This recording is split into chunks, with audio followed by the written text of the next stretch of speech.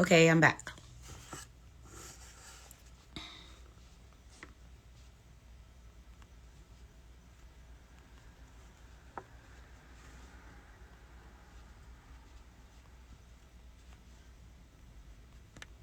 Hi, how are you? Hi, how are you? Hi. Hello, hello, hello.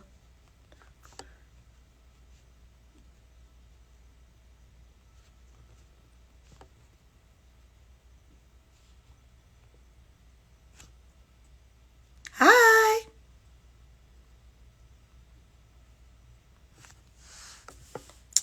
Hello, hello, hello, hello. Hello to everyone coming back. I hope everyone can hear me. Dr. Latham said that he's going to be a few minutes late. So, yeah, I just want to just come on and you know how I always do, to check the lighting and to check, if anyone has any questions or any observations or just, just want to chit chat. I'm super excited to be able to speak to Dr. Latham. He is in the Black Vegan history books as the father of the raw food movement, and he has inspired and changed so many people's lives. And to be able to have him on Vegan Pop Eats is definitely a highlight. I'm super honored and I'm super excited because I've done raw 25 days before, and now I'm on a 14-day I'm on a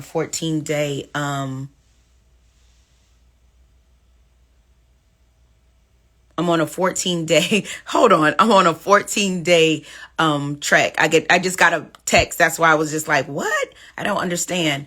But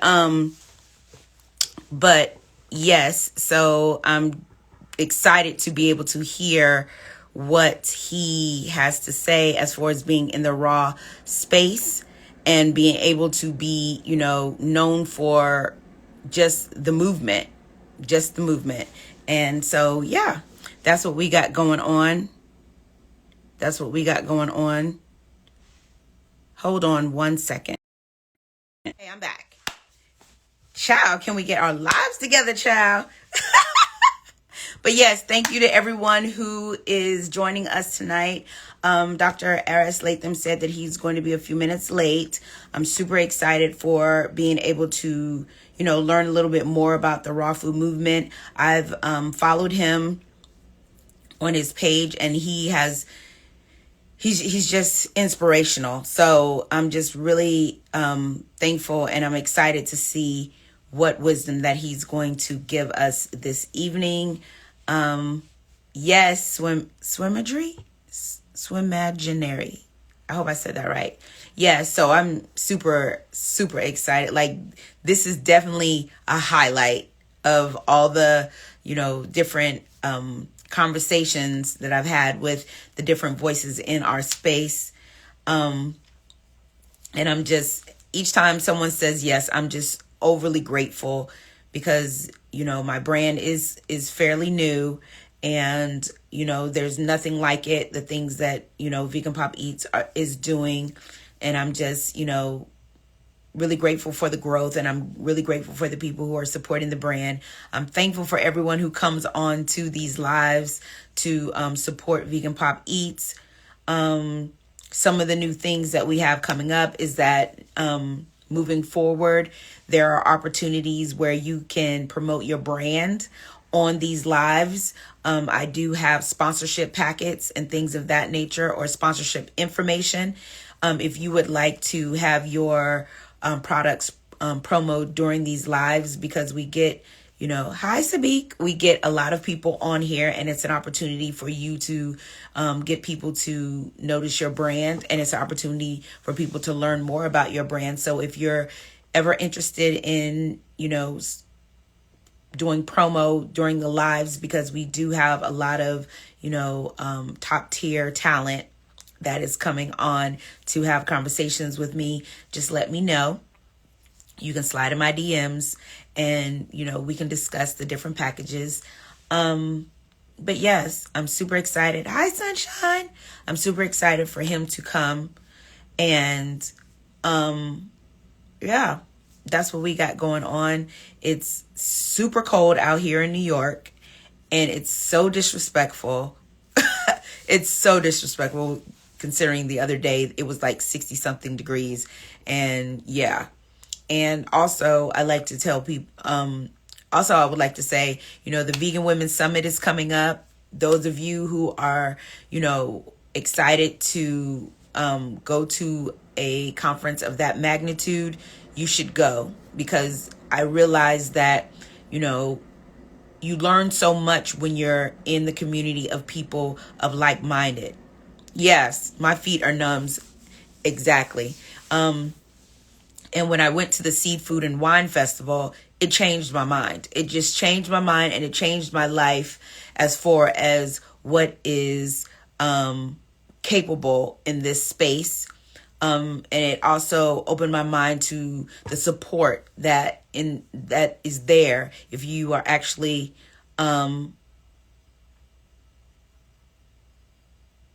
on one second. Lord. I apologize. For some odd reason, people feel like this is the time for someone to be... Oh, the summit is in Los Angeles. Hi, sometimey vegans. The summit is in Los Angeles. It's going to be April 9th.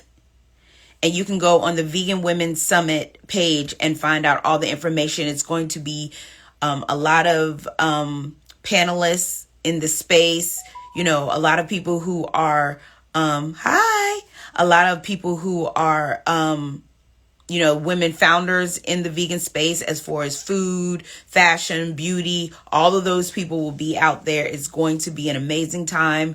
But yeah, going to the Seafood and Wine Festival, that's held in Miami, and it's held every year. It's one of the largest festivals and plant-based festivals in the country. And it was, hi, Barefoot Earth Goddess. It was life-changing. It was life-changing to be out in Miami and being able to talk to the different people in the space and to be able to connect and just to learn more about the latest brands that are coming out, how people are using them and just different things like that. So yeah. Yes, indeed. Yes, indeed. I am an advocate for whenever there is some kind of, festival or something going on. Hi. Hey, boo. Whenever there's a festival going on or something like that, you need to go in order to be part of the community. And it just allows you to have a little bit more confidence in the spaces you're in dealing with veganism, because the vegan space, it isn't new, but it's new as far as being commercialized, and is new as far as people wanting to actually be more involved and creating different things where it's not hurting animals or humans and things of that nature. So yeah, it's important for you to get in the space and be able to get educated on the lifestyle, because it's not going anywhere. And in fact, it's just getting bigger and bigger as we speak, especially with, climate change and things of that nature going on. People are definitely flocking to spaces that's going to try to slow down or prevent the damage that has been done to the planet. So yeah, so I definitely advise people to go to the conference. I'm going to be there. It's going to be in LA. It's going to be cute. And yeah, that's what we're going to do. So how is everyone doing? How is everyone feeling in their, journey, their veganism journey? What are some of the things that you like doing in your journey? And what are some things that you would like people to, know about how you feel about being in this space?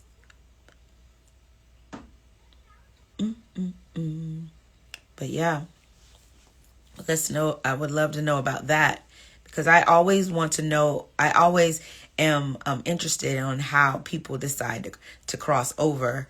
Everyone has their own, reason, health, environment, animals. And And yeah, that's what it is. That's what it is.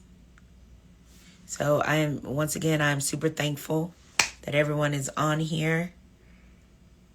And I'm excited to learn more about the Raw movement. I'm excited to just be able to talk to Black history. That's, after tonight, you'll probably have to talk to me differently, because to be able to have someone of that magnitude to want to sit and, give wisdom and knowledge is definitely an honor. It's definitely an honor. So yeah. Does anybody have any questions, any observations, things that you would like to see from Vegan Pop Eats? I always like to ask the question because, you are my audience, and, there are different things. I'm not a chef. But I can cook. But I'm more so, in the media aspect of it. It started with health reasons, but once I started learning other reasons, makes me want to continue my vegan lifestyle. Absolutely.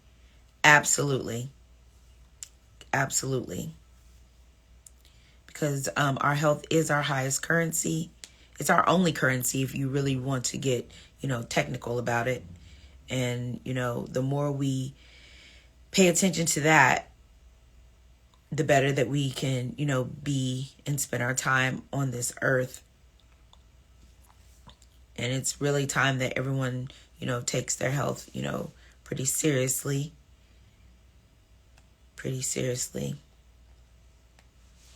But yeah, that's it.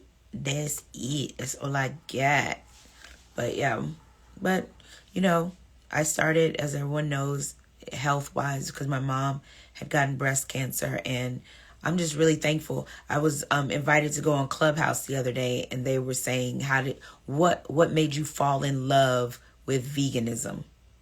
And I said, what made me fall in love with veganism was the community, and was the support that the space gives, and how everyone in this space really tries to, help you on your journey without any kind of judgment, compared to, because I used to, and I still do, talk about pop culture, and do red carpets and things of that nature. But I found that when I, created my brand, it was just easier. It was just really easier. And the people that I get to talk to, hi, Adavi, and the people that I get to talk to, on a weekly basis, even though they're top tier talent or top tier foundations, they never make you feel that way. They're just, happy, and they're supportive on whatever it is that is spreading the message. And, that's one of the reasons why I just love being in this lifestyle, because, racism is everywhere, but in this space, it doesn't feel like it. Like, that's not, something on the forefront, because we're all together for a common goal. And that is to be healthy, to be considerate, to, be helpful and not harm anybody. So it's definitely, a great lifestyle to be in. It makes you a little bit more compassionate. Not to say that I wasn't before, but it makes you a little bit more aware. It definitely does that. So that's why I fell in love with veganism. And, it hasn't been difficult for me at all. Compared to, when I first started. I would slip and eat cheese every now and then. But I didn't feel bad about it. Because do I find it well, I'm not transitioning to raw. I just felt like my body needed a change, or it felt like it needed to be a reset or a reboot or something like that. Because, even though I eat vegan food for the last, couple months, I have been eating predominantly like vegan junk food. or vegan, you know, yeah, I was eating pastas like every day, just different things because I am an emotional eater. And so I would just, you know, eat to be eaten. And then I was feeling like draggy, and I was feeling like, okay, you need to get more greens and you need to really get more fresh vegetables back into your diet, because I can tell whenever I'm eating and I'm really on my stuff, I can tell that. And I had just gotten lazy because I had just gotten lazy, and it's not an excuse. I was moving, you know, just issues with that. And then just different things that cause you to, you know, go to something that's comforting, like chips and sandwiches and things of that nature. It's quick stuff, instead of me sitting down and being like, okay, well, let me cook something and, you know, meal prep it. And I was in the, you know, in the process of moving, so I didn't really have a kitchen to do all those things. So, you know, I was looking for quick things. But now that I've, you know, reset and things of that nature, I'm making it more of a priority, because I really want, I don't eat a lot of vegan junk foods anyway. No, I hardly ever eat like the faux meats or think, oh, he's here. He's here. Okay. Oh my goodness. I'm so excited. Okay, so you just have to request to come in. He's here.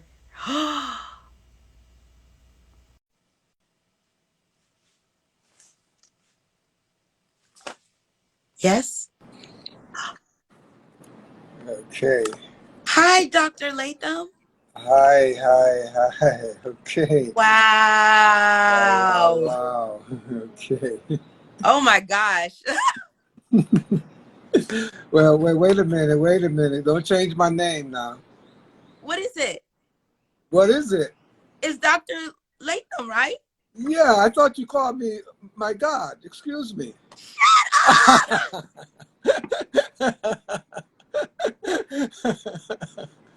Oh, yeah. I Thank am you. just, I mean, my mouth is dropping open because I have been following you. And when you said you would, I was just like, oh my God, because I've been doing a series. I'm crying because I'm just so like, oh my goodness. I have been doing a series on Black history, veganism, and Black vegan history.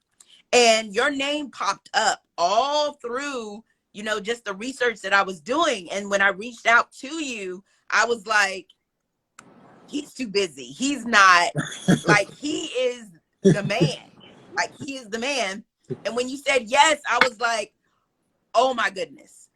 Oh my goodness. I mean, I told everybody, and everybody was like, oh my gosh. Like, you have to know how impactful your work is to Black vegans. Yes, yes. Well, thank you, thank you, thank you. You know, it's an honor for me to be here to share with you and our family. So really, I'm very thankful for this opportunity. Oh my goodness. And I never cry over anybody, but you know, it's an honor. So let me go ahead and tell everybody, I'm Angela Yvonne. I'm a crying mess because I'm so happy Dr. Aris Lantham is on Vegan Pop Eats Live. And for those of you who don't know, Vegan Pop Eats is about changing the perception of plant-based living through conversation, cuisine, and conscious living. And we have Dr. Aris Lantham, who is the father of the raw food movement. This is Black history in the flesh. And I just want to say thank you so, so, so much for taking time out of you. And you look great. Are you in Panama? I'm in Panama. I'm staring at the sunset. Wow. Is that It's where you summer. live now? Yes, it's summer in Panama. This is where I live. Yes. Yeah. Before the sun goes down, let me give you a little view. This is our kitchen rear. I'm in my penthouse Wow. kitchen here in Panama City. Wow. What made Yeah. you want to live in Panama City? Well, you know, I was born in Panama, and Right. once the COVID effect took place, I had to, you know, find my spot. And you know, I mean, I've been traveling. I left Panama at the age of 17. Landed in Bed-Stuy, and been all over the world since then. And the past 20 years, I left the U.S. 20 years ago, but I've been all over the rest of the world: Jamaica, Brazil, you name it, India, Dubai, just doing the whole world. And I was in Cayman Island when the COVID effect took place. And I wrote it out for most of that year. And then I realized that, oh man, this is becoming a prison here. And I need to find me a spot to, you know, where I can view this thing from a window that's safe. And since I got Panama's passport, you know, my Right. grandparents were from Jamaica and Barbados. We came here to build a canal. I said, so what the heck? You know, I got some inheritance in Panama. I need to settle some business there. So let me go back there. And, you know, Panama is paradise. So, you know, I'm traveling all over the world, living in paradise everywhere. It's like, oh, wait a minute. I was born in a paradise. Let me make it back there and find me a spot where I can just, you know, if I can't travel for the rest of my life, then I can tuck in. And I know my food is there. Right. And of course, you know, the sun shines there, you know, pretty bright and strong. So, you know, sun-fired cuisine. For me, it's about where coconuts grow. And if coconuts don't grow in New York City, I can't grow there either. So that's why I landed back here. And it's been a blessing. You know, everything is timely. So, how does it feel to know that you are responsible for changing so many lives, and especially in the raw food movement? Because I always tell people that in the vegan space, you have to grow into the space, because yes, we're excited that you crossed over to be vegan, but you know, I say veganism is like freshman year, and then sophomore year is plant-based, and then you get to the raw, and then you get to the alkaline. But how does it feel that to have that responsibility of changing people's lives and setting them on the course to health greatness? Well, actually, you know, really realistically, you know, I don't know if that's the proper context, because ultimately I'm very irresponsible, and it was about me. It wasn't about trying to help anybody, change anybody, because I'm a child of the '60s, you know, and back then it was about, you know, saving your black head, you know, not some bald eagle head, you know, or Right. something like that. So I did this for me, to protect, defend my life as a black revolutionary. You know, the '60s was about the revolution. You know, it just wasn't televised back then, but the revolution still continues. Yeah. You know, so since it became televised, other people got to see me. And some people, you know, jumped on and, you know, got into their own revolution. Because you know, I don't have a movement. I don't lead anybody, since I never followed anybody. Ain't nobody following me, because I don't want that kind of responsibility.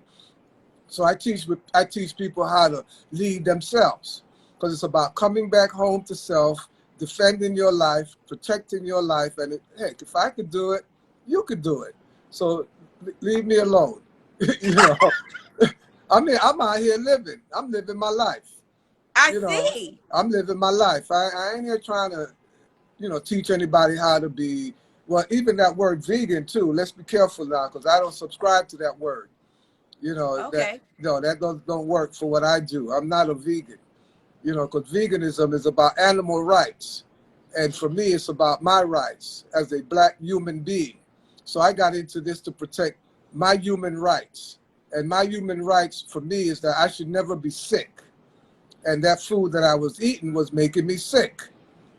You know, so I should never be sick. A human being should never be sick in this life. There's no reason why we should be sick unless we violated some principles of humanity. So to defend and protect my, you know, my black, but back then it was my afro, you know, to protect my afro head, you know, it was about, you know, black power. You know, it was about the hippie movement, back to the land, and it was about the Vietnam War. Hell no, we won't go. We're not going to go kill the Viet Cong so you can control the rice in the world.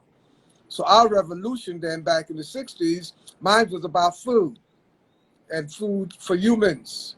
You know, and I don't know where humans get off thinking that they can live a healthy, productive, optimal life if they're eating death. How can you extract death from life? If you're eating cooked food, it's dead, period. Whether it's from an animal source or a plant source. So wasn't about, again, protecting the bald eagle or you know, trying to tell people don't sleep with your dogs and things like that because they're animals and you a human being. I wasn't about that. I was about protecting the animal that I sleep in, this body that I live in. So other animals don't have to worry about me because I ain't going to try to, you know, lock them up in my bed as pets, or I ain't going to chase them down to kill them as food. Because I don't know, it's a thin line between a pet and a food, you know, in terms of animal. You know, some people call a dog pet in the U.S. and in China, some people call it their next gourmet meal. You know, so no, it's not about that for me. And veganism is about, again, protecting the animals, defending the animals, not eating animals, not drinking their vomit, honey, which is sweet vomit, but it still comes out of the animal gut. It's a regurgitation. You know, not using anything that has urea, animal pee in it, like some people do with their cosmetics that they put on their face. They put on animal. Wait a minute. Some people drink some bull crap liquor and call it, you know, what they call it, bull whatever. But anyway, it's got bull sperm in it. You know, so they ain't vegan. So a lot of them talking about they vegans, they ain't vegan. You wearing leather and all of this stuff. Vegans don't wear leather. You're not about protecting the animal. You're not even about protecting the animal you live in. So it's a curse to even call me a vegan. I am not a vegan. I am a vegetarian. Okay. And I don't subscribe to the concept of lacto-ovo vegetarians. You're either vegetarian or you're not. So let me ask you this. You're not a vegetarian. Get out of here. So let me ask you this, because we've been taught that vegetarian is someone who still eats eggs and milk. Wait, does egg vegetate? Does milk vegetate? Come on now. They don't come from the veg. So if someone who drinks milk and eats egg and you call them a lacto-ovo vegetarian, then for goodness sake, I know a lot of pork head vegetarians. Or chicken vegetarians, for that matter. Beef vegetarians. If you're gonna have a lacto-ovo, then let's give the pig eaters who eat pig with vegetables, let's call them pig vegetarians. Right. So that's out the way. Vegetarianism is based on eating foods that vegetate, that come from the vegetable kingdom. So you're either vegetarian or you're not. You're either pregnant or not. You're not almost pregnant, almost vegetarian. You're a vegetarian or not. Lacto-ovo, get out of here with that mess. Don't bring that to me. Wow. You are not playing with me today. You are not playing with me today, but I'm thankful for that because, you know, with me researching like Black history and things of that nature, there are things that I didn't even know, like, you know, where it's been inspired by, like the Nation of Islam, like the Black Hebrew Israelites, like the Rastafarian, and things of that nature. But when you say it the way that you're saying it, it makes more sense. But that's not what they're teaching. You know, I guess I'm trying to stutter.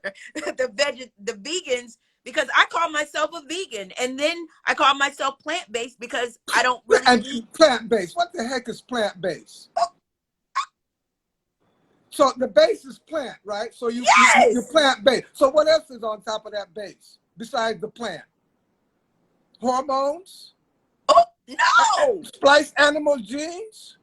No, I don't eat any meat. I don't eat any meat products. No, but when you say plant-based and you go eat some Beyond Burger, Beyond Meat, there's animal genes in there.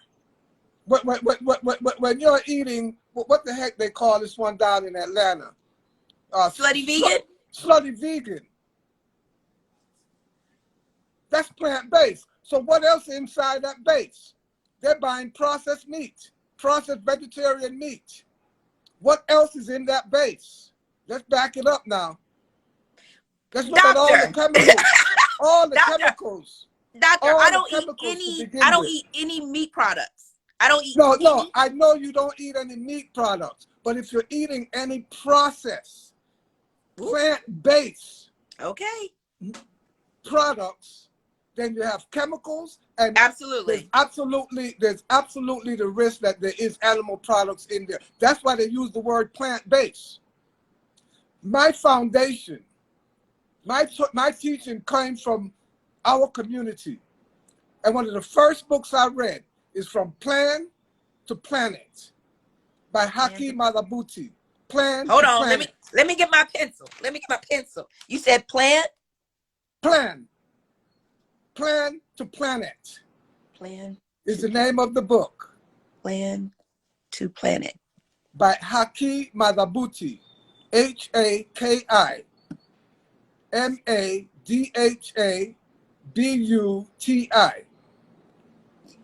Okay. And his other name was Don L. Lee, a very famous poet back in the 60s, back in the 70s. And he wrote a book, From Plan to Planet, for us, that if we want to get off the planning stage and get back to the planet on a serious level, then these are the things you got to do. And one of the things that he said you got to do, you got to eat foods that are grown on the planet. You got to eat plant food, not plant-based. Plant food. So yeah, I eat plant food, but I don't mess with plant-based. Once you add that word base in there, you're wide open. Especially if it's processed plant-based. Understood. Texturized vegetable protein, like Beyond Meat. They got meat in there. They got animal products in there. That's why it's plant-based. And that's why even a lot of us eating the imitation texturized vegetarian protein, a lot of that is nothing but vegetarian dog food. And that's what a lot of this plant-based is, it's vegetarian dog food. You know, you see, you go to the supermarket. You can go to one of your supermarkets right now in your neighborhood that sells dog food. And also it sells healthy products for human beings, you know, the vegetarian aisle. In the vegetarian aisle, you're going to find a product that's called country stew. Processed, and it comes out of Loma Linda, California, where most of the processed vegetarian meat analogs come out of. It's associated with the Seventh-day Adventist, you know, dietary system. And a lot of the processed vegetarian or vegan plant-based food are coming out of there. And, you know, their consciousness in terms of vegetarianism ends at thou shalt not kill. After thou shalt not kill, anything goes. So it's a lot of chemicals. So that country stew that's made for vegetarians, for human beings, it's got carrots, it's got peas, it's got all these vegetables in there. And of course, wheat and soybean, you know, the texturized vegetables, give it the texture. And most of these wheat and soybean, most of those texturized vegetable protein that they use in those dishes, they are defatted soybean or defatted wheat, that they take the wheat germ out or the soybean oil out. And this is the gook that's left over that floats. And you got to soak it to eat it. You remember those? You just got to soak them. They dry like chunks. They call them chunks. Yeah, I've seen those. And I've mixed. seen those. Yeah, that's vegetarian dog food. Because if you go into the other aisle, the dog food aisle, you're going to see a yellow label. Excuse me for even using the name, but I think it's pedigree. Okay, and they got a country stew in that line. And you look at country stew that's made for humans and the one that's made for dogs. The only difference is meat solids, the ones that's made for dog. So when you're eating these processed vegetarian meals with the texturized vegetable protein, you're eating vegetarian dog food. You still got to soak them the same way you soak your dog food, right? Those dried stuff you give your dogs. That's why I don't understand some of you who call yourself vegans and you're eating all this great food and you go give your dog some packaged processed dog food. That's animal abuse, because you're giving that dog some food that they should not be eating because it doesn't break down, it doesn't process, and the dog ends up with cancer just like you. And actually, the dog start looking like you if y'all eating out of the same bowl. You see, you have a lot of the same mannerism. You got flu, you got a cough, you got diabetes, the dog got it. The dog got heart attack, same like you. Because both of y'all, that's animal abuse. To lock up an animal in your house, take him out of the forest, and give him processed vegan dog food. Excuse me. Dr. Aris, you done came in hot. You came in hot. Like, well, I've been hot. I've been hot since the 70s, since I got into this. I see. It's just that back in those days, I was not televised. As Gil Scott-Heron said, the revolution would not be televised, but it is being, you chose to televise me. And I got to tell the truth. And I see he never plays. And I love it. I love it because, you know, I always want to know the truth. And even though it might change my thought process, because I call myself a vegan because that's what I was taught to call myself, because I don't eat any animal products. Right. And I don't eat any processed foods except for every blue moon. Like, I don't purchase them unless I'm out eating somewhere and that's what they have. But I try to go to spaces that, you know, make their own, you know, black bean burger inside, if whatever. But I need to get in your good graces. I'm just dropping a certain energy to clarify certain things. Oh, and I'm here for it. I'm not slamming the word vegan. I'm not saying throw it out of your vocabulary or anything like that. But look at the history of the word. It's a word that was coined in 1942 by an Englishman. Right. To differentiate between those who are about the animal rights movement compared to those who was just about food and eating. And again, in the 60s, in the 70s, we did not get into this to save no bald eagle or no zebra in Africa. We got into it to save our afro, our black head. And it's been revolutionary ever since then, because we got into it because we realized that the food that we was being served, there were weapons. And today they're highly weaponized. And so some of us who think we got off the grid, now they got plant-based weapons. Now they got vegan weapons. You know, it's amazing, but you should never be sick. There's no reason why you should be sick. There's no reason why you should be overwaste. And because you call it waste, it is still waste, because we just packing waste. I remember back in the day, Granny used to say, "Oh, you're just full of S." And that was literally correct, and it's very applicable today, because most of this is just backs up filth from wasted stuff that we've been eating that the body has not been able to process, and now they label them as disease, cancer, arthritis, high blood pressure. It's just backs up filth, clogging us up. And we buy into all of this stuff. A lot of our people, a lot of our conscious people that are promoting this way of eating, they use the word vegan because it registers high when somebody do a search in the search engine. I refuse to be found through that. And even the word raw food. I don't sell raw food. I don't teach raw food. I don't eat raw food. I eat sun-fired foods. My food is cooked. It is cooked by the sun, by the only chef on this planet. That's why we call it sun-fired food. Yes. Lettuce, tomatoes, cucumber, avocado. These are not raw food. That's an insult to say that they're raw. They're perfectly cooked by the sun. And the sun cooks everybody's food in the entire planet. It comes to every village, every hamlet, every ghetto, every uptown, and cooks everybody's food every day. The foods that were designed for human consumption.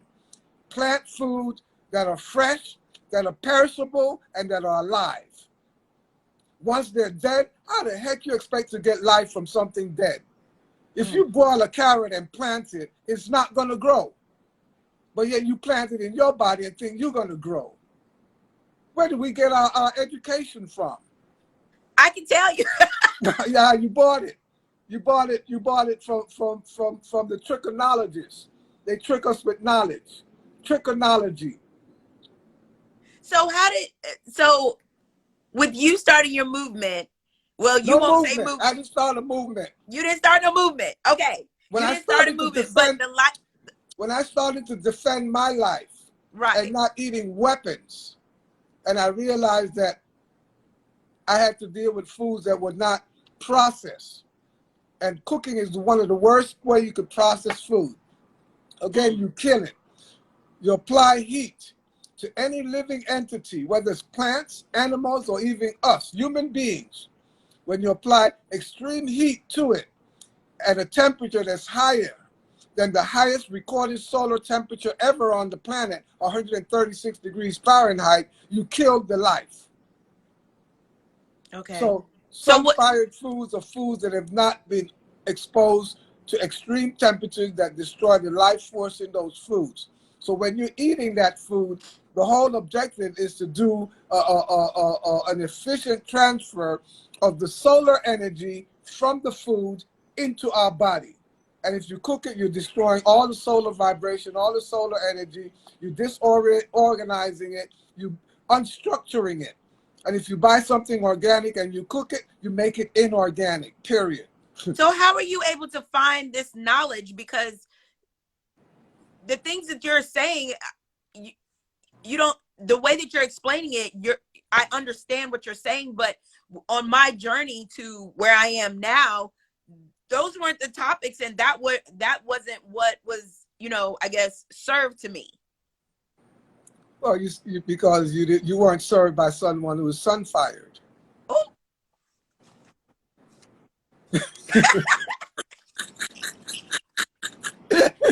Now, I've trained thousands of students around the world, according to the Oxford Encyclopedia of Food and Drink in America, the 2004 and the 2004 and the 2012 edition. They acclaim me as the father of ethical gourmet Yes. raw food cuisine in America, and back then, and even up to today, then that's translated in the world. So so you're teaching now still? Yeah, I'm still teaching. That's all I do.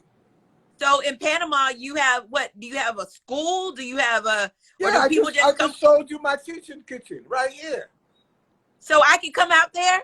You can come out here. This is one, and then I have one on an island 30 minutes from here, an island in the Pacific Ocean.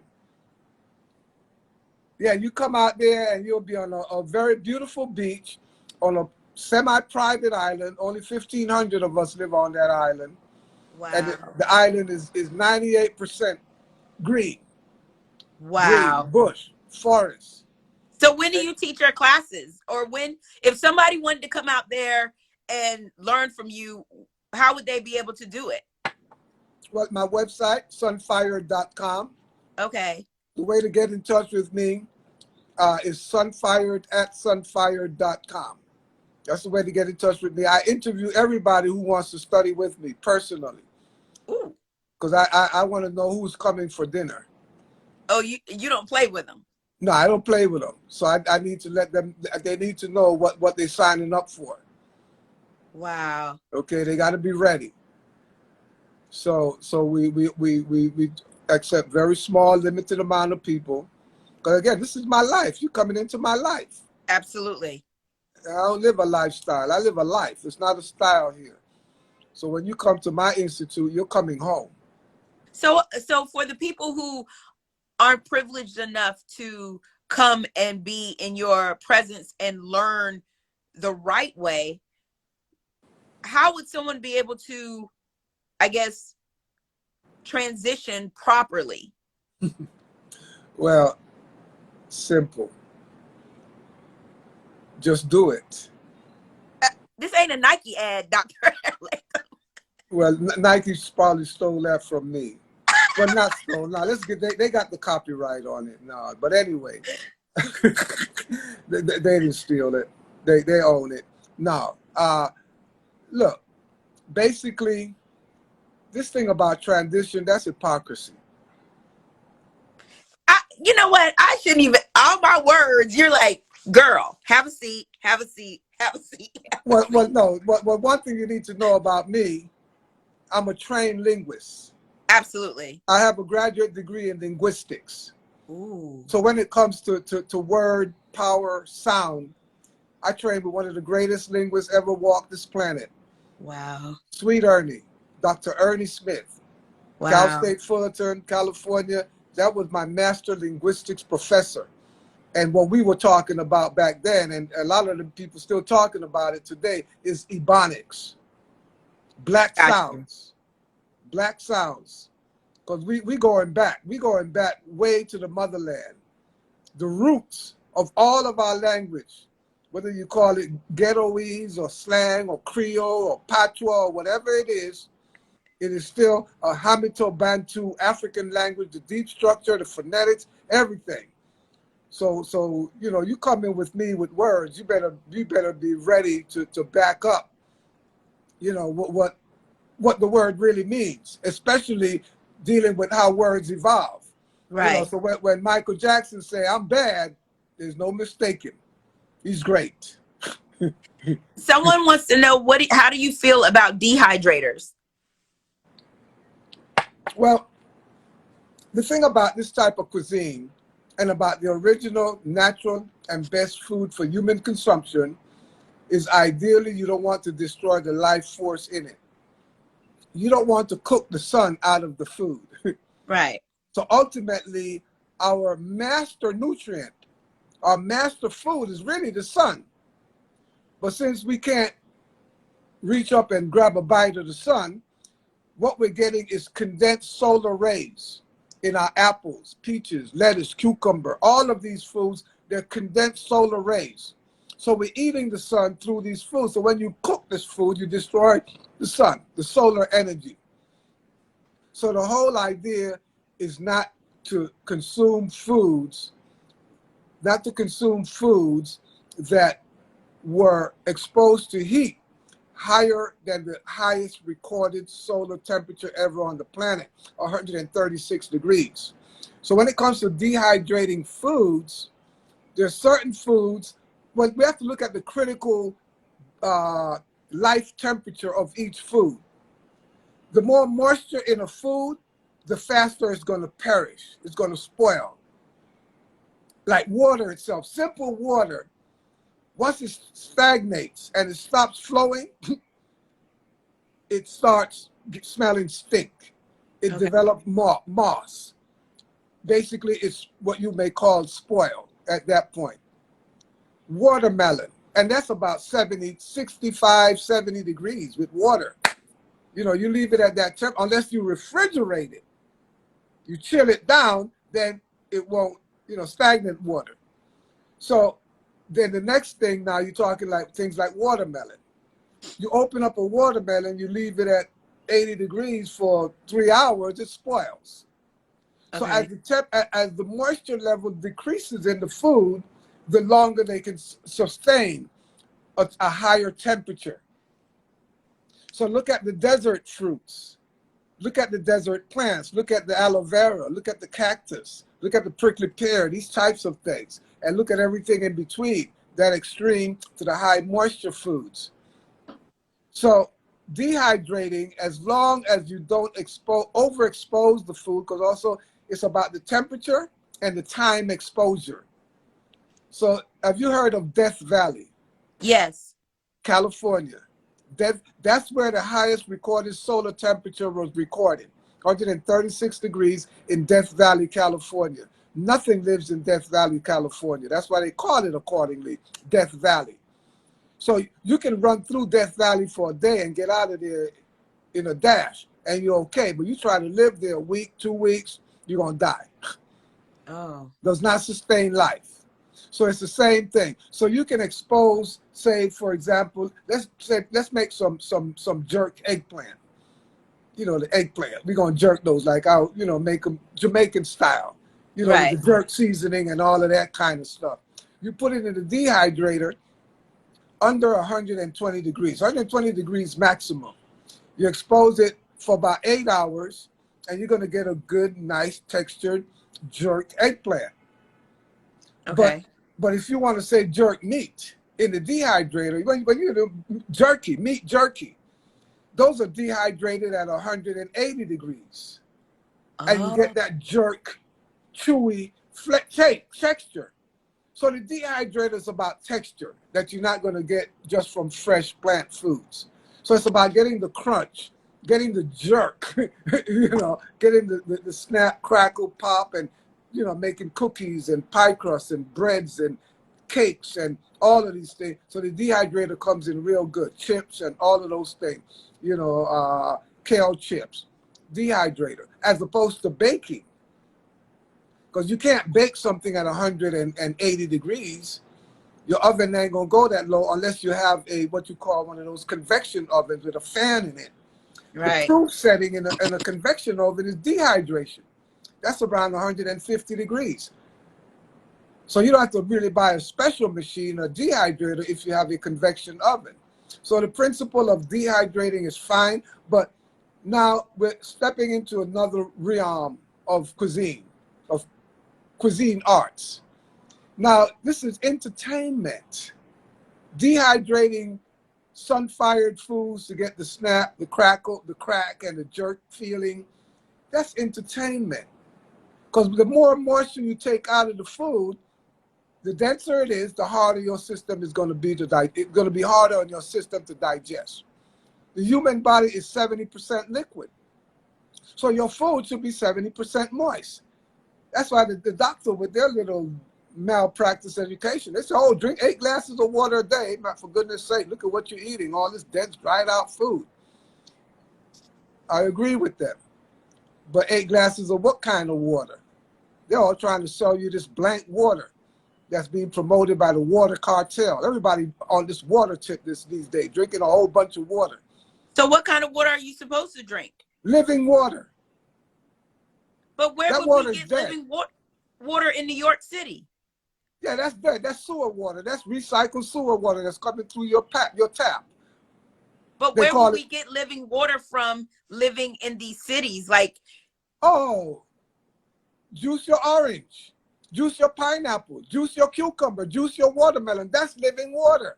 Because got it's you. going to spoil. You want a water that's going to spoil. You're a living being. Coconut water is the perfect water. Or better yet, go grab some snow before it melts. You want the water before it penetrates the earth. You want rainwater. But of course, acid rain in New York City. So I don't know how you folks will manage to live there. You used to live here. Yeah, but that's why I moved on. I left the icebox 20 years ago, permanently. I haven't drank water as you know it in 40 years now. Wow. I drink living water, coconut water. That's why I have to live where coconuts grow. What you drinking right now? Someone was asking me, what is he drinking? This is pineapple, orange, passion, and strawberry with a little ginger in here. Living water. This is water. You may call it juice, but this is water that came out of pineapple, came out of strawberry. Okay? Orange water. This is water. My water has to come from a living source. Fresh. That's perishable. No dead water, no stagnant water. I just don't understand. With all this education we have, we go buy a bottle of water and don't even ask the people who sell you the thing, how come this water ain't stink? How come it ain't growing no moss on it? This is stagnant water. What the heck this water's been treated with? Stagnant water supposed to die, supposed to be stunk, as we would say, like skunk. So what do you think? Someone was saying in the comments that diabetics should be careful drinking coconut water because it can spike the blood sugar. I thank them for that statement. But ask these diabetics that now taking insulin, and maybe 10, 15, 20 years ago, the doctors told them to stop drinking fruit, eating fruit, period, because the sugar is going to damage them. But yet, 10, 15, 20 years later, now the same doctor puts them on insulin. What's the fruit connection? If they stop eating fruits for all those long, what the heck are they eating? The same macaroni that you feed them in the hospital when they come in there diabetic, the potato salad, all that starch, all that complex carbohydrate, all those foods that are complicated on the digestive system, they're not being converted into sugar. Complex carbohydrate, starch, roots, grains, and beans, they have to be broken down into simple carbohydrates, into sugar. And since we cook them, we destroy the starch-splitting enzyme, and we lace them with fat, because you never eat a dried baked potato. You always grease it. Butter, Do oil, you eat mayonnaise. potatoes? Say what? Do you eat potatoes? No, I don't eat no starches. I don't eat no complicated carbohydrates. You Because they went have to dark. be, You went dark, Dr. Aris. I think your sunlight's gone. yeah, my sunlight is gone. I'm going to get yeah, let me put on a light. It's going to be overhead. I didn't bring a ring light with me, but let me Okay. put on my light. Give me a minute. Okay. He done got my whole life together. I was not ready. I was not ready. Someone should have got me ready. Someone should have said, girl. Someone should have said, get your life. Unbelievable. This is just amazing. You moved to Mexico for the sun, nutrients, and fresh food. That's, you know what? That's why I'm thinking about going to Miami. Like, he is Okay, everything. let me get queued up here. I'm moving out of New York too, Jenny.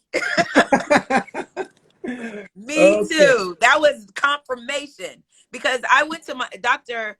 Aris. I went to Miami and I met, a lot of the people who are moving, to be closer to the water and to be closer to the sun. And they were talking about, as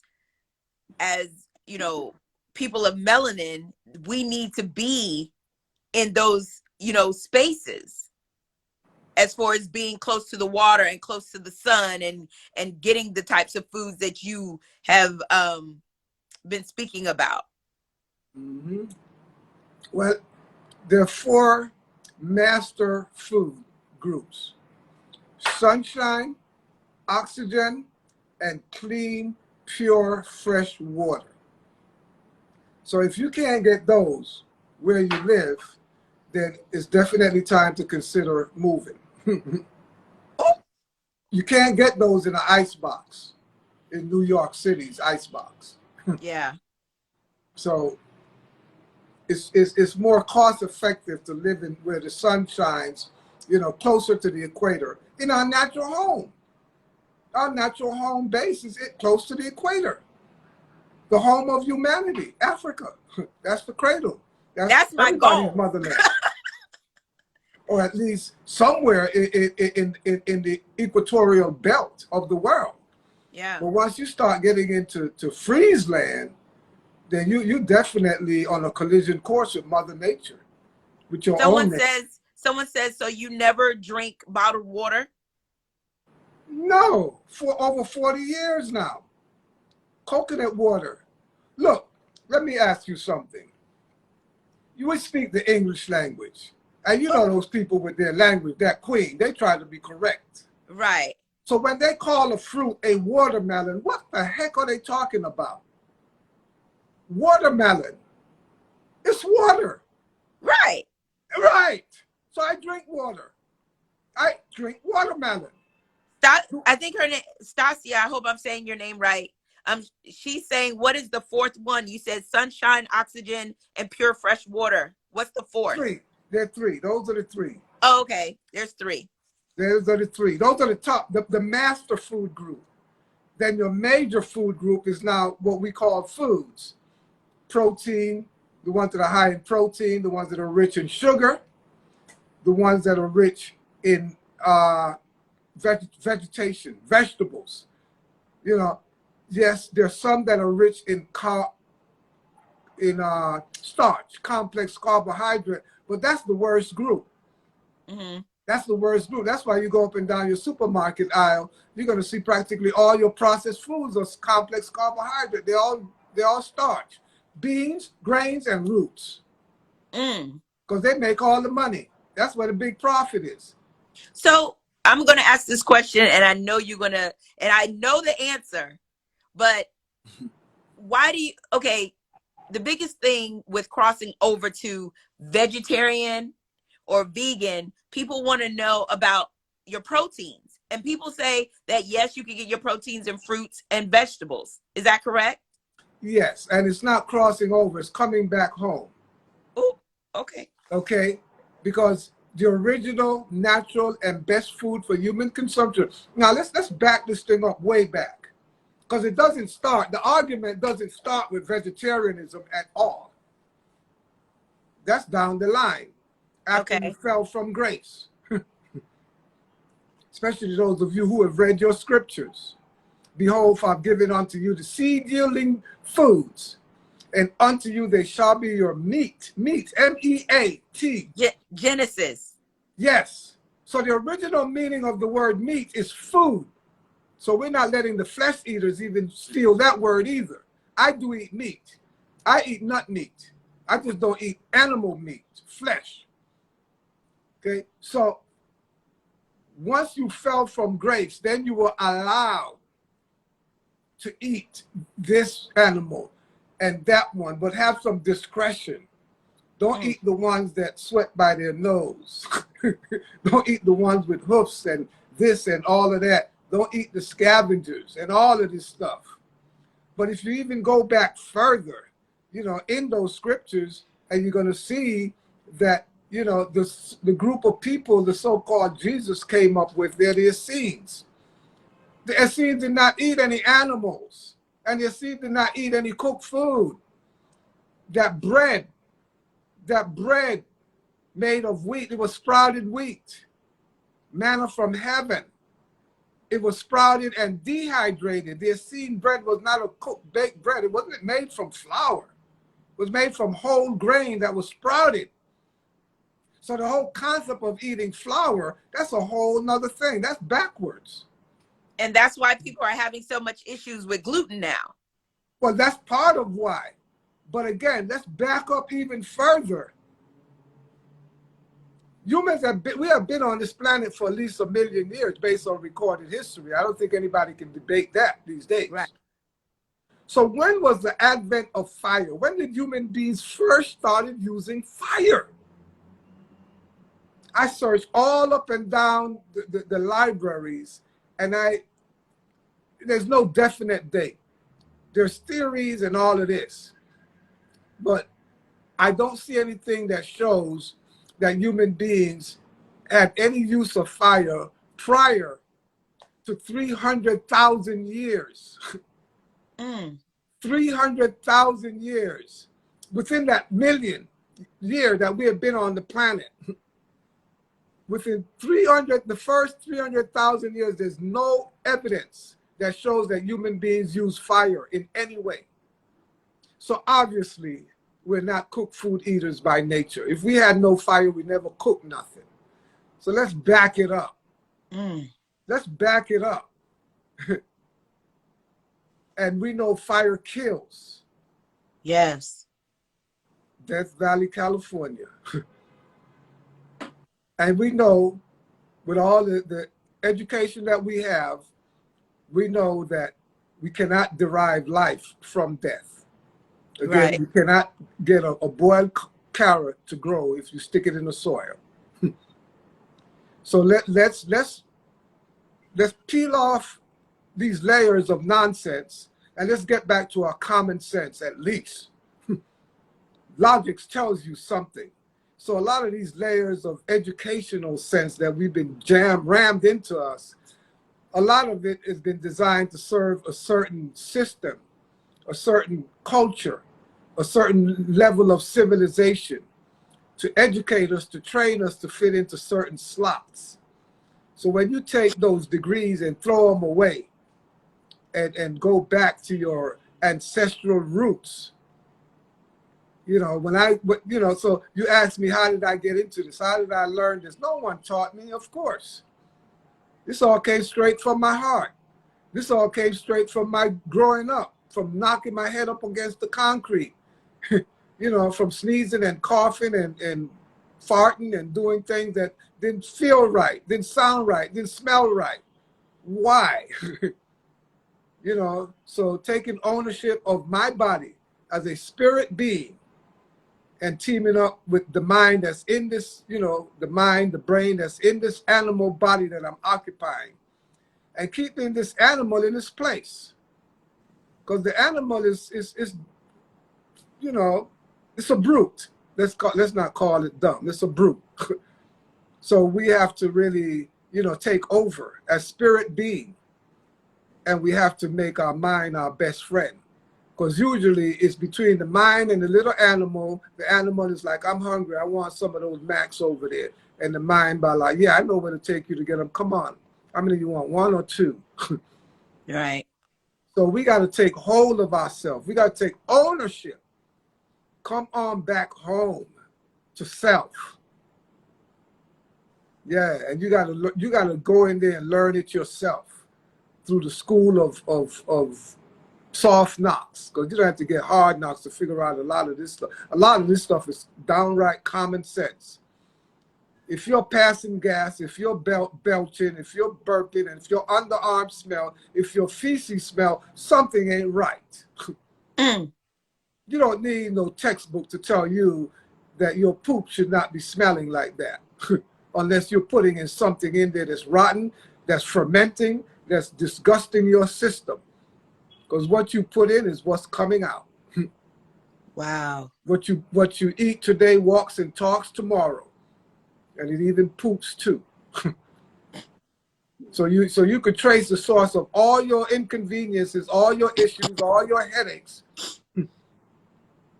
by knowing what you put in. So I stay away from processed food, all these flours and powders and all this stuff that I don't recognize. They could sell me anything and call it green smoothie. And see, if you grew up in the 60s and you saw a movie, you saw a film, I think it's on YouTube up to today. You saw something that's called Soy, S-O-Y. Look up that movie.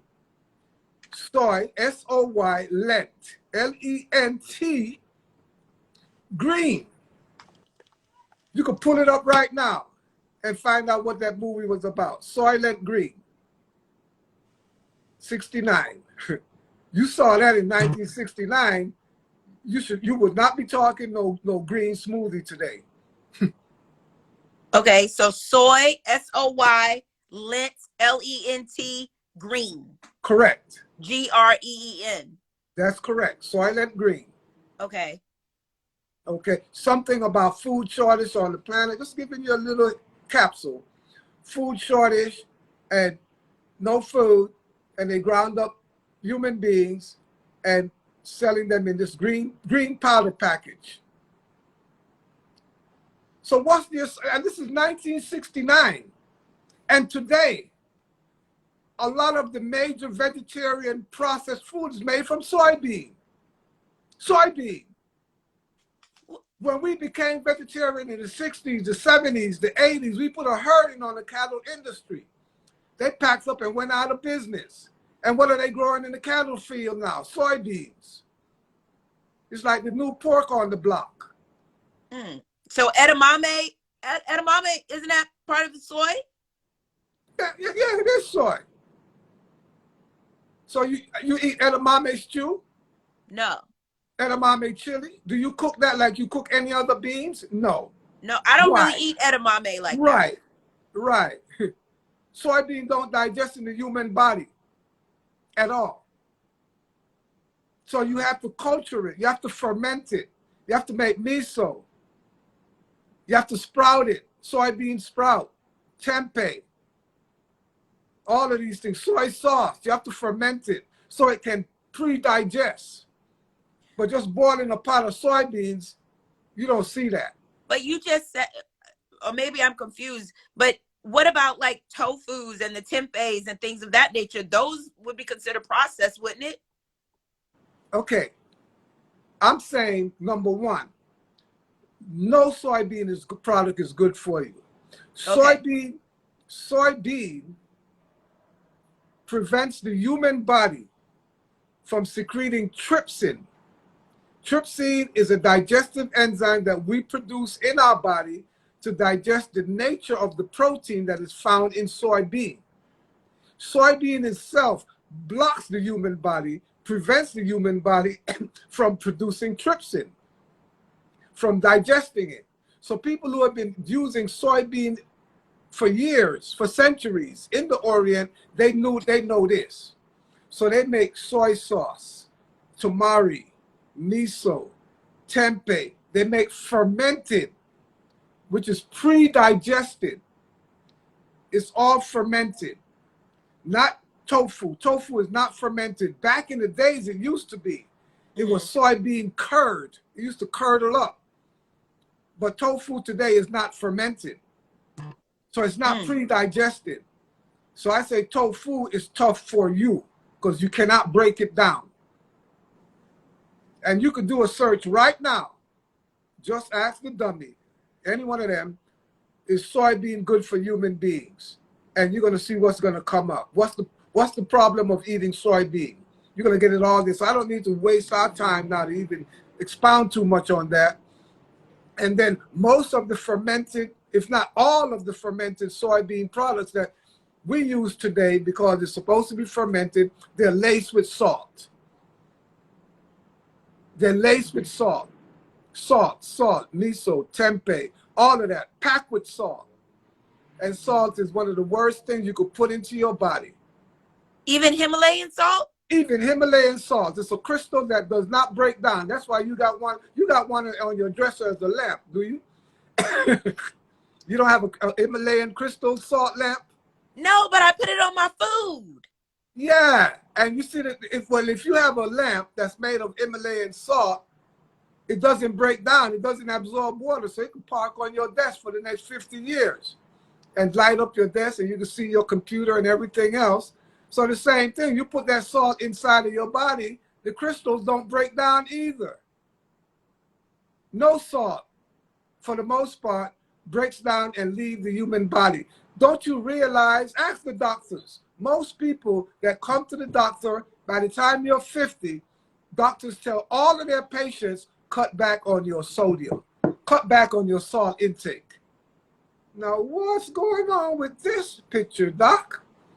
Why you tell everybody once they reach a certain age to cut back on their sodium, on their salt intake? Is it accumulating in their body to the point that they have no more room to tolerate it? What is the purpose of salt in the diet anyway? Why do you put salt in your food? To season it. To season it? Yeah, because if you ate that tofu the way it is, blank and plain, you don't like tofu. I don't eat tofu. I really don't. Well, okay, so the tofu is one thing. What about the people who eat chicken? If they take that pale bird and dunk it in boiling water and just call it, they hate chicken. They don't like chicken. But you put some toasted grease on there and some salt. I love this. This is not the same old blank pale bird that you gave me boiled up yesterday with no seasoning. So you got to go salt free. So now you came to the right place. I see. To get to the source of why Black History Month, why are we still so sick? Even a lot of us so-called vegans, sick. You should not be sick. I'm going to be 75 July 24th. Yes, 75. indeed. My brain is expanded. No Alzheimer's over here. It's not shrinking, it's growing. I see. I got 20/20 vision. And my hair is still growing. It ain't stopped growing. Might be getting thin. but it's still growing every day. I'm still growing. I'm not trying to go to the grave anytime soon. Because it's been 53 years now that I've not eaten any animal food at all. Any animal products, any animal byproducts, no animal regurgitation, no animal pus, no animal, none of those things. And it's been 47 years now that I don't eat any cooked food, as you call it, or sun-fired foods. Well, I went raw for 25 days and I'm on raw for 14 right now. So Oh, I just want to get in your good graces. I just got to get in your good graces. well, welcome home to self. I You had to getting get in in your touch. good graces. I had to get in your good graces. Yeah. Well, today is day 54 for me on my juice fast. I've been fasting now for 54 days.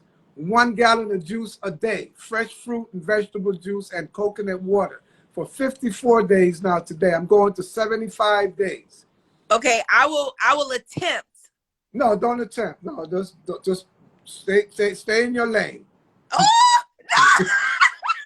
No, I said I'll attempt a juice fast later. I'm Oh, not going to later, do that right. on top of that. Like I do juice, like I'll have, juices in the morning and in between. But for the most part, I've just been eating, salads and smoothies with coconut water. Yeah, perfect. You got it going on. Not So yet. yeah, I'm Apparently I looking need to at get your my life questions together. here. Huh? I'm looking at your questions here.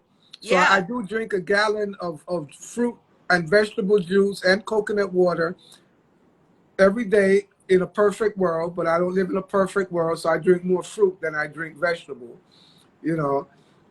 So, but generally, ideally, 1 quart of fruit juice in the morning, 1 quart of coconut water in the morning, 1 quart of vegetable juice in the afternoon, and 1 quart of coconut water. For those of you who are very active and you're really burning up a lot of energy, then you might do some nut milk, some seed milk, pumpkin seed milk, cashew milk, almond milk, to get that protein hit in there. But I've been fasting like this now for the past 7 years. So I complement the number of years that I'm, completing with fasting for those same number of days every year. So this year is 75. So what do you eat when you're not fasting? Generally, I do fruit juice and fruits in the morning up until 12 noon. Lunchtime, and coconut water. I always have my coconut water. So the liquids I do for the day normally is 2 glasses of fruit juice in the morning and 2 glasses of coconut water, 1 glass of coconut water, and 1 glass of nut milk or seed milk during the lunch period, 1 glass of coconut water, and 1 glass of vegetable juice during my dinner period. And then in the mornings, solid, I would just eat fruits because the body So only needs liquid and fiber in the morning. No building food. So this whole concept of creating this third meal they call a breakfast is totally obscene because they're selling you nothing but starch, grains, cereals. They're selling you food that have a big profit margin, and they created a whole meal around it, call it a breakfast. It's not a breakfast. You're supposed to be having a break fast. You're supposed to be breaking your fast in the morning because when you're sleeping at night, you're fasting for 8 hours, and the break fast is a period of the day for 8 hours. When you're sleeping and fasting, the body's doing its repair work. During the break fast period, 8 hours, the second phase of your day, the body's eliminating the waste matter that was generated from the repair work you did while you were sleeping. Then and the third phase of your daily cycle is the intake mode. That's when you're going to put in the building foods. The protein and the starches, those are the builders, but you complement them with vegetables, not fruits. So you do someone your wants you fruit. to Go ahead. Oh, I'm sorry. Someone wants you to finish your thoughts about regarding diabetes and fruit consumption. Thank you. Okay. So for me, based on my research, based on my observation, the culprit is starch, complex carbohydrates, potatoes, rice, bread, cakes, roots, especially the deep roots, anything from the potato level on down deep is full of starch. And anything, and the beans, the larger the bean, the more starch is in it. Complex carbohydrate.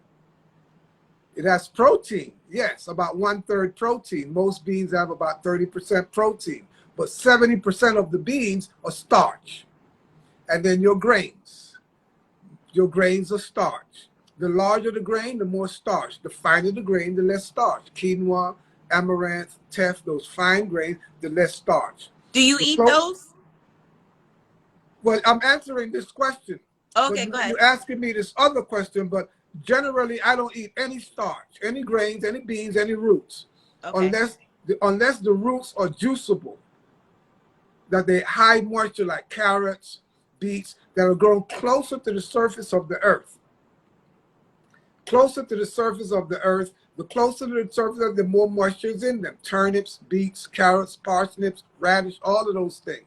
So I would consume those. But once you start getting to the sweet potato level and going deeper, it's pure starch. You can't enjoy them even raw, period. Even as a juice, it's like, oh my God. You juice a potato and 1/4 of the glass settled at the bottom is a hard piece of starch. And the same way it settles in your body, worse when you cook it because it's not turning into sugar. Starch cannot be broken down effectively into sugar if you're eating them and you're sitting on the couch, better known as a couch potato. That's why they tell you, I bet you can't just eat one, because it's addicting also. It's a drug. Starches are drugs because they don't digest effectively. When they don't digest, they ferment. When they ferment, they produce alcohol, and we get drunk, and we get all sort of, you know? And then the byproduct of alcohol production is yeast. So you have a yeast infection. You're starchitarian. Okay? So the grains, the finer the grains, like quinoa, you soak them and they sprout overnight. But you take wheat, you got to soak it for 12 hours, germinate it, sprout it for 4 or 5 days. Then you're even better off with most of these grains, planting them, and you get wheatgrass, barley grass. Not oat. You're not to be eating oats. You should be eating oat grass. Grains are seeds for cereal grass. Yeah. Wheat is not to be eaten as a flour, as even a whole wheat. You need to let it grow into a grass and juice it, and it will clean you out. It will heal your cancer. But most of us are not ready. But where do you find that stuff at? Because, like I said, you got it the same way you find your expensive Jordache jeans. Not the Jordache. You can go find your wheatgrass. Apply yourself. No, I know where to find wheatgrass, but you were saying oat grass. I've never heard of that. There's no such thing because it's not commercially viable. They make more money just selling you the grind up oats and oatmeal and put it in all your cookies, your cakes, and all of that, because it's inexpensive and it makes a big profit. So they're not going to try to even take it to the next level. Understood. So you have to do that. You have to get up and defend yourself. You need to grow your own. So we gotta come on back home. Get back to the land. There's no free ticket here. And there's nothing you can buy just like that that's going to help you. You can, but you better be ready to pay for it. So when you go buy a bag of organic foods and you only got 12 items in there and it's $100, yeah, you got to pay for it. You got to pay for it. You go buy some microgreens, yeah, you got to pay for it. You go buy some fresh juice, you got to pay for it. So we got to get up, reorient our brain, and restructure our priorities. The most critical things that we need in life, essentially food, clothing, and shelter. And we always say it in that same order. So food should be on the top of your list. So you got a budget, go buy the best food in the world. But some of us, we got a budget, We may buy the best house in the world, the best car in the world, the best clothes, the most expensive that we can find. But when it comes to a food, something breaks down. We go clipping coupons, we go looking for deals, we go arguing and haggling with the little old lady in the market trying to get a deal. And then you see us, we all decked out in the latest and greatest with the big $1,000 cell phone and everything and trying to get a deal on our food. The food should be on top of your list. You buy the best, and any money left, then go try to buy some clothes or just go butt naked. Where are we going butt naked at, Dr. Aris? Where? Where are you going sick? Ooh. Dressed up all nice and cutie pie and sick, rotten on the inside in your long black limousine. I am done, Dr. Aris. I'm done. You sitting on death row. They gave you so many days to live. And then after they done jack you up with all the chemotherapy and all this nonsense stuff that don't work, drain your bank account, pimp your insurance company, and you think you doing it up. But you sick and rotten on the inside, festering, stunk as a skunk. Somebody wants to know, is it okay to juice wheatgrass? They were told that it was bad in the system. Absolutely, but you got to be careful. There's a whole science now. Because wheatgrass has the same molecular structure as the human blood. You look at wheatgrass under a microscope with a drop of your blood, you're going to see the same chemical molecular structure. So it has an affinity to the blood. So it goes to the blood immediately, and it draws toxins out on the moment, and it replenishes those toxins with oxygen. Dumps those toxins into the bloodstream, and on the way out, you drink an ounce or two of wheatgrass juice, you vomiting, you fainting, you're like, oh, the wheatgrass juice made me sick. No, it's rooting out the garbage. The same way, like with diabetes, you know, you have a piece of fruit and your sugar spike, and the doctor is taught and teaching you to blame it on the fruit. It's the starch that you ate that did not digest, that's stored in your fatty tissue. That's why they cut your foot off, because the starch settled down there. Diabetic, they chop your foot off. Now they're chopping your leg off. And then hip replacement, all of that, starch. Starch is one of the worst group of foods you can eat. But yeah, to answer that question about diabetes and sugar and fruit and coconut water runs your sugar up, yeah, because coconut water is going into the tissues, doing some acupuncture, a toxin-seeking missile, pulling toxins out of the tissues, and when those dried out starch that's been packed in your tissues for years is pulled out by the coconut water, your sugar spikes, because now they're coming back into the system, registering as sugar. And they blame it on the healer, they blame it on the fruit, they blame it on the coconut water. And yet they stick you in the hospital to take care of you, and they give you a big bowl of macaroni and cheese. Starch. Give you a bucket of milk. Starch. And you're never going to get well subscribing to that type of protocol. That is not a protocol of healing. That is a protocol of expansion, of expanding their customer base. Please, excuse me. Dr. Aris? You know, look, maybe you should stop calling me doctor. I just have, because some people they're like, wait a minute. I have an honorary doctorate degree in sun-fired foods. I was honored by the City University of Los Angeles for having developed. I'm an innovator. I developed a world-class cuisine. So some people think I'm a healer. I'm not a healer. I'm not in Dr. Sebi's league. I don't heal anybody. I can't heal nobody. Nothing can heal you. No food, no herb, no drugs. The body is totally self-healing. Just leave it alone. Stop challenging it. Stop throwing stuff at it that it don't know what to do with it. Anyway. Well, do I call you Mr. Latham? Or you want me to call you just Aris? No, you can call me anything. Even doctor is fine. But I just don't want people to get confused. Because I'm talking about doctors who receive this medical education and paid a whole lot of money for a malpractice education that doesn't address food, because they don't know Right. nothing about food. So Someone wants to know. if I'm to be acknowledged as a doctor, then I'm a doctor of food science. I'm a self-taught scientist. So what do you think about chlorophyll? Yeah, that's great. That's great. Yeah.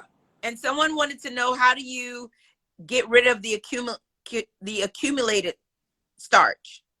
Number one, try this. The first thing, stop eating any more starch. Try that.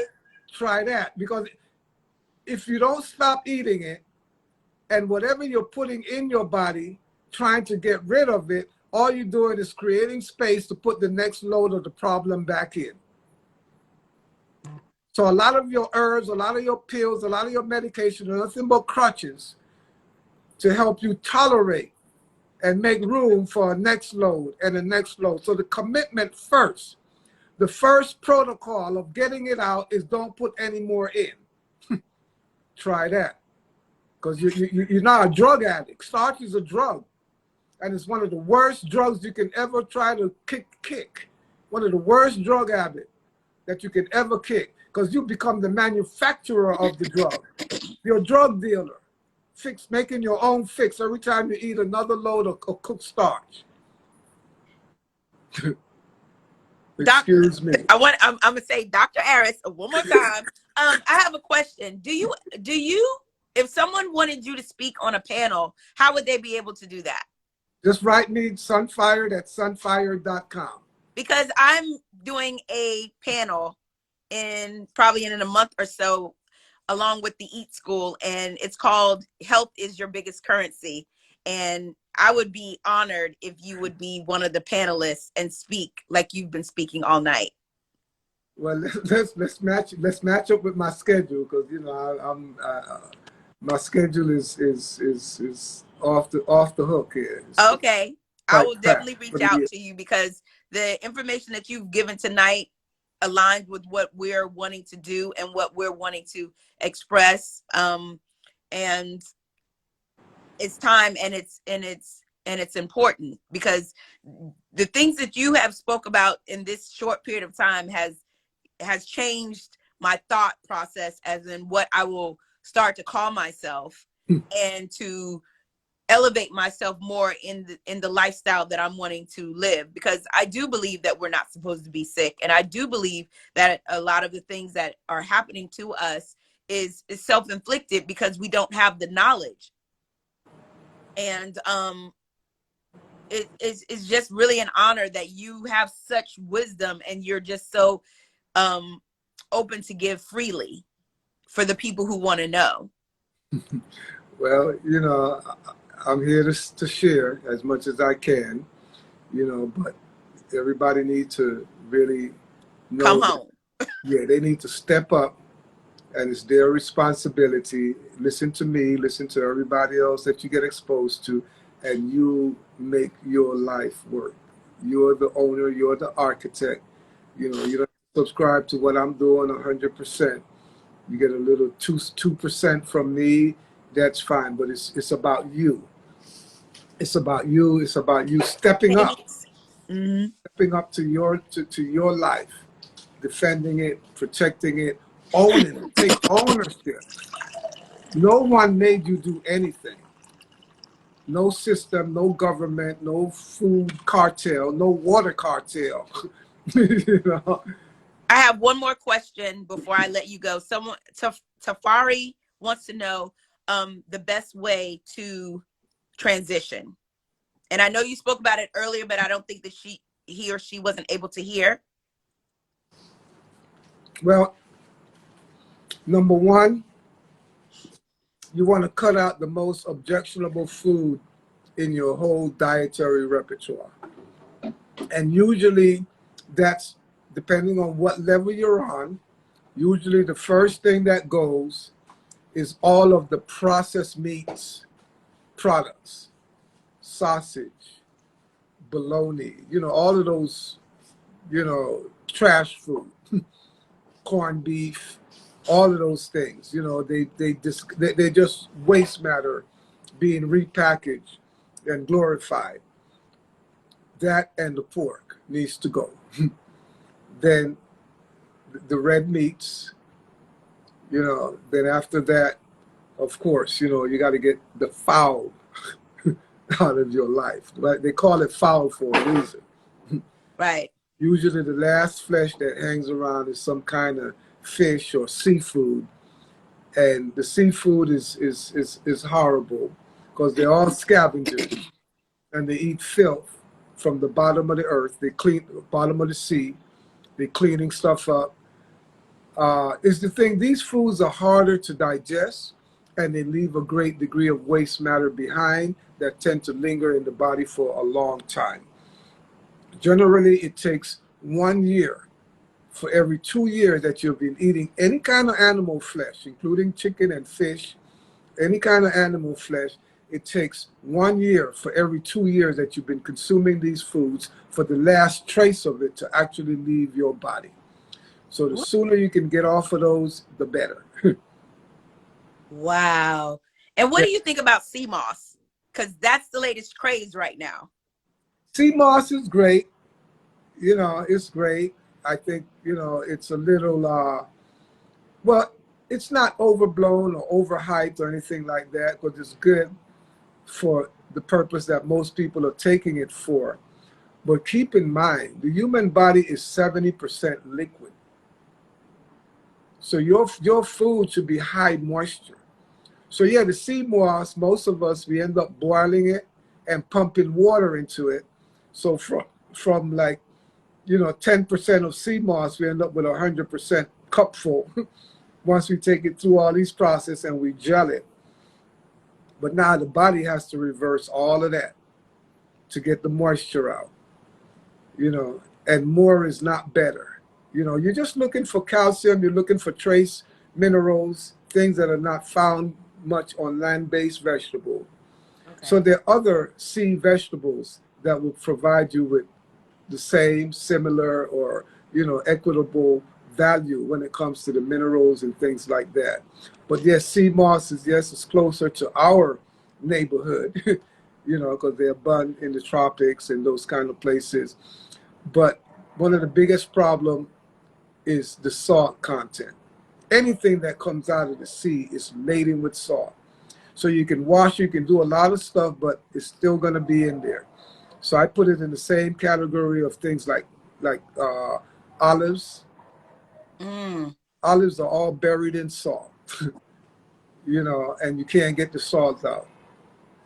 And all of these processed soy products that are buried in salt, that are laced with salt, and some of them really, produces MSG, or what is called glutamic acid. So a lot of them are really monosodium glutamate in disguise. And then also, the processing of seaweed also becomes a challenge. It's a big difference when you just take a little sea moss, you soak it, and you blend it, say in a drink, in a shake. But when you're eating it as a big slice, then it's going to constipate you. It's going to block you. It's going to block you. So it's best to use it blended in a nut milk, a shake, or something like that. And it's probably no more than, 5% of the whole dish, rather than 80%, 90%, big, thick, rich sea moss blended drink. But then better yet, we need to address why we're looking for these types of supplements. Because the original, natural, and best foods for human consumption are foods that come seed-bearing and seed-yielding. They bring seeds with them. So we're talking fruits. By nature, humans are frugivorous, fruitarian beings. Every single fruit that brings one seed in it or multiple seeds, each seed in all fruits is a part of a food factory. So you got an avocado tree that bears 300, 400 avocados every year. You don't have to do anything. You don't have to go cast a net in the sea. You don't have to go rip it out like you do with sea moss. Those avocados fall right off the tree for you. Your apples fall right off the tree for you. Your watermelons, all of these things. And you take one watermelon seed. It might be 100 in that whole watermelon. One watermelon seed is another watermelon vine. So these are food factories. Every avocado seed that comes off of that tree of 300, 400 avocado is another avocado tree. Every apple seed is another apple tree. So realistically, if we had stuck to the plan, this planet should be overrun with food. There should be no Right. food shortage, no hunger, or anything like that. Tree food, fruitarianism, fruits are the only foods based on research or scientific research, observation, article published in the New York Times years ago of, some prehistoric human beings that when they analyzed their teeth, the findings of the teeth that were found, they had not one scratch on any of them. They said there's no way these people could only have been eating fruits. That's the only thing that would have not scratched their teeth. Right. So we are frugarians, we are frugivorous by nature. We're not carnivores, we're not herbivores. And the herbs coming out of the sea, whether it's sea moss or any kind of other algae, they really weren't designed for us, but they do help based on where we are today. So when you're talking transition, these are transitional foods. We got to come back home. High moisture, high grown food. We got to reach up and get the higher foods of life, not reach down, go under the earth and go down to the bottom of the sea. Come on. The deeper those foods grow into the earth, the faster they're going to take you back down 6 feet and beyond. Mm. Well, Dr. Aris Latham, I really, truly appreciate you taking time out of your day to even sit here and give us this knowledge. It's an honor. It Yeah, really is. excuse me, but I'm looking at one of your comments. Somebody said, we are plants too. And they say, aha, absolutely. I'm nothing but a walking tree. Yes, indeed. But we need to stand up and take, as heavenly body, we need to take our place in the scheme of things in the universe. So we should be eating from the fruits of the plants, not the plants, not the barks, not the roots, not the seeds. Yes, Human the life will beings, be saved. human beings are not starch eaters by nature. It's only been 10,000 years. Go research.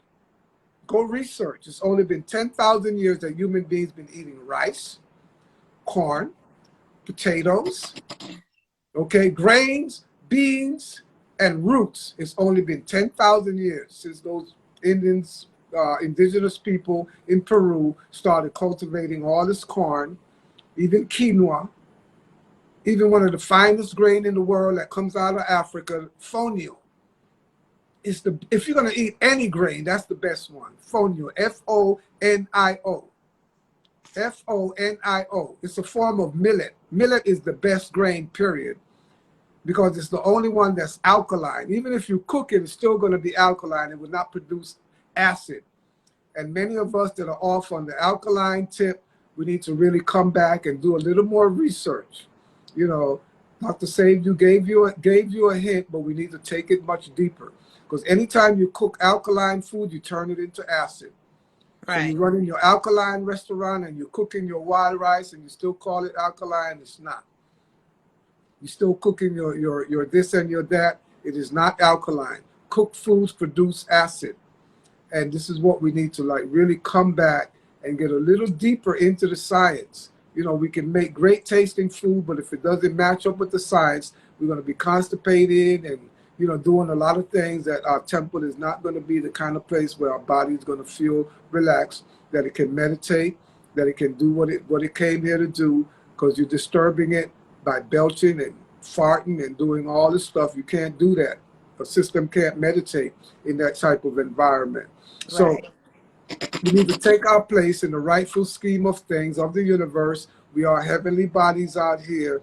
Again, we're just walking trees. We don't occupy a constant space, but we need to hug and embrace these trees, these other plant beings, and we know that our primary connecting force to the rest of the universe is the trees. It's the plants. So once you're not eating from the plants, you're totally disconnected from the planet.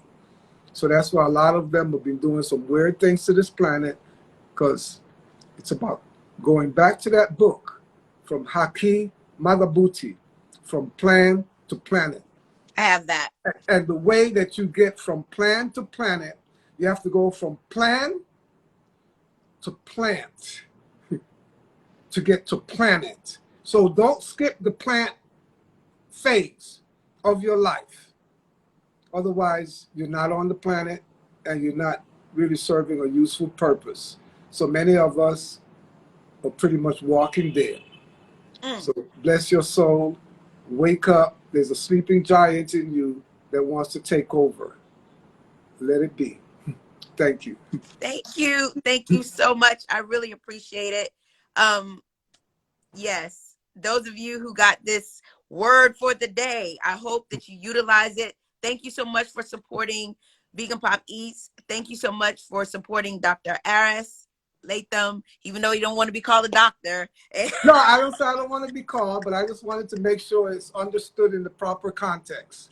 And for those of you who want to know, yes, this will be saved so you can go back and rewatch, because I'm going to rewatch it because I know that there was so many gems that was dropped during this time. And Doctor, I really truly appreciate it. It was an honor to speak with you.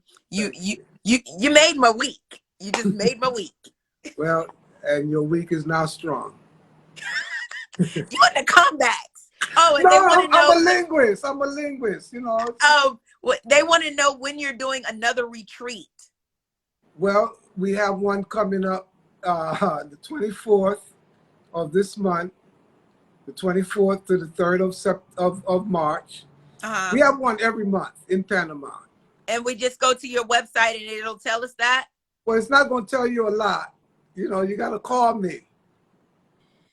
I got to interview you, so that you're not going to be able to just register and send me money or nothing like that until we have a conversation, because I want to know what you're coming for and to know that, you know, because, you know, we're not in a position to support anybody that's not about real living. And if you do have any serious medical ailment, we need to be able to know these types of things, because we're not set up for healing. So we're not healers. We're not the kind of place where, you know, you want to come to, you know, unless you have the proper support to access our lessons on your own. So, you know, but still, we have some online classes coming up. We have a series of online. We're filming hot all these days. So we have a lot of recipes coming up. A lot of science is going to be online as well. So stay tuned to sunfire.com. Thank you so much once again. And thank you to everyone who came on this live. We really, truly appreciate it. It was a great, great, great live. And we will talk to you next week. We have more people coming on to celebrate Black Vegan History Month. And yes, I'm Angela Yvonne. This is Vegan Pop Eats. And we will talk to you soon. Thank you. You're welcome. Okay. Bless you. Bye.